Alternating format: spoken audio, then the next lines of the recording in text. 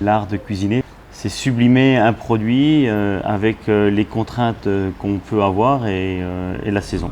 On va chez des gens qui sont dans une réflexion peut-être un petit peu plus mature maintenant. Ils n'avaient pas pensé que j'allais travailler avec leur farine à 100% et avec leurs graines, avec leurs céréales, avec leurs légumineuses. Voilà, ils sont bien noirs. Il n'y a pas une bête dedans. En local, c'est souvent du bouche à oreille ou alors les petits producteurs qui viennent nous voir, qui viennent toquer à la porte. C'est ce qui est important. On est allé voir Mathieu et on est allé voir son champ de pois chiches. Alors à l'époque, il y a 10 ans en arrière, on n'imaginait pas planter du pois chiche en Alsace. On fera aussi un plat avec l'huile de cameline. Ah, pois chiche en entier alors? Ah oui, on va en En salade? deux textures, style principe hummus et puis en salade, mais mélangé avec du caviar séché, plus de caviar frais. D'accord. C'est une association qui fonctionne et on fait presque comme un thé avec la carcasse de maquereau, donc une infusion, et on sert ça comme un thé autour du maquereau qui est cuit juste au sel et à peine flambé. Ils allaient dans la facilité et puis il y en a quelques-uns qui ont fait des choses un peu merveilleuses, tout en bio. Donc on trouve des farines, des épeautres, on retrouve des pois cassés, des pois chiches, comme je disais, des lentilles.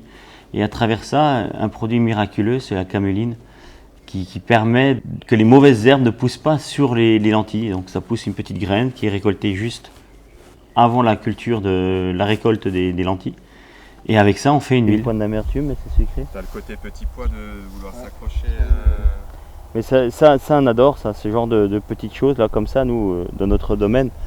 C'est le fait d'avoir une petite plante comme ça là, c'est magique. Hein. En tout cas, merci alors.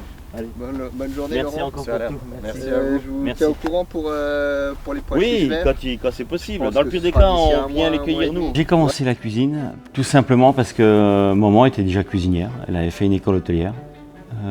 Et puis de fil en aiguille, à cette époque-là, travailler avec des enfants en restauration, c'était pas évident. Mais elle avait gardé le principe d'un fonctionnement de service, c'est-à-dire elle faisait la mise en place le matin, donc au petit déjeuner pour nous. On en sentait déjà rôtir, griller, des odeurs qu'on n'a pas l'habitude de sentir au petit-déj. On avait l'habitude d'avoir des produits, ce qu'il y a de plus sain, ce qu'il y a de plus naturel. Et puis une maman cuisinière, une grand-mère qui était passionnée de cuisine, qui faisait aussi de la cuisine et qui faisait même des repas pour des communions, des choses comme ça. Donc j'ai baigné dans ce domaine-là et puis très vite, maman elle disait toujours que quand elle faisait la cuisine, elle m'avait dans les bras parce que je voulais toujours voir ce qu'il y avait dans les casseroles. Et puis à l'âge de 6 ans, j'ai fait mes premières îles flottantes tout seul. Et puis après, ça s'est développé comme ça et je n'avais qu'une obsession, c'est de faire de la cuisine. Donc j'avais un caractère fort à l'époque, elle a préféré que je fasse une école hôtelière et non pas un apprentissage. Donc j'ai fait une école hôtelière à Audincourt. À l'époque c'était un CAP et puis j'ai fait une formation aussi en pâtisserie. Et j'avais un professeur qui s'appelait Monsieur Gégère, qui était un cuisinier avec énormément d'expérience. Mais il y avait une connaissance monstrueuse de la technique et de la cuisine bourgeoise, de la cuisine gastronomique française. Je rêvais un petit peu de ça quand il nous racontait. Et puis à la fin de mes études, ça s'est passé assez simplement. Et j'ai demandé, tiens, comment on peut faire pour aller travailler dans des belles maisons. Il me dit, il faut s'inscrire dans le journal de l'hôtellerie, ce qui à l'époque, c'était du papier, hein, c'était pas comme maintenant. Et puis ça sortait le jeudi, donc j'ai passé une annonce. Et il m'a écrit l'article. Et elle a eu 80 demandes. Et j'ai découvert un chef qui s'appelle Bernard Loret. Puis il m'avait dit, si tu travailles bien, je t'enverrai dans une belle maison. Et la saison s'est super bien passée. Et un jour il m'a dit, t'as préparé ta lettre? Et je lui ai dit, pour aller où? Il me dit, tu commences le 12 mars chez Bernard Loiseau.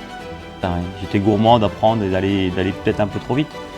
Mais j'avais une idée assez tracée et bien précise de le fait d'avoir ma propre maison étoilée. Alors j'ai eu la première étape, c'était un restaurant qui n'était pas étoilé, mais où j'ai pu affiner mon style de cuisine, où je pouvais me permettre beaucoup plus de choses. Ce qui m'intéresse, c'est que les gens viennent chez moi pour découvrir ce que j'ai envie de leur faire manger. Et ça passe aussi par par une équipe, ça passe par les produits, les fournisseurs, on l'a dit, la saison. La régularité, c'est ce qui, je pense... Alors les clés et les codes d'une étoile Michelin, on ne la connaît pas. Je pense que ce qui les intéresse, c'est la rigueur, la régularité, l'originalité aussi, et le fait que peu importe quand on vient manger dans notre maison, il y a toujours cette régularité et cette précision. Précision des assaisonnements, précision des cuissons, précision des goûts. Et je pense que ça c'est peut-être aussi important que de faire du tout feu, tout flamme, et puis faire des choses qui explosent, et puis le lendemain on n'a pas trop les idées. Nous on travaille sur la régularité, c'est tout ce qui nous intéresse.